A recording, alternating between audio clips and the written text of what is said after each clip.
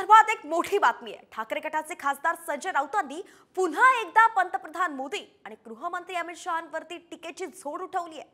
मोदी शहा राज्यात आले तर लुटी संदर्भात निर्णय होतो असा घणाघातच राऊतांनी केलाय।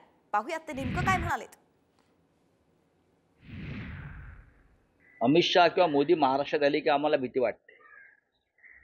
काहीतरी महाराष्ट्रातला एखादा उद्योग या राज्याबाहेर जाईल, आम्हाला भीती वाटते। हे दोन प्रमुख भाजपचे नेते इथे आले की महाराष्ट्राच्या लुटी संदर्भात काहीतरी निर्णय होईल। नाही, या महाराष्ट्राच्या निवडणुका होईपर्यंत बहुधा देशाची राजधानी ते महाराष्ट्रात हलवतील असं मला वाटतंय।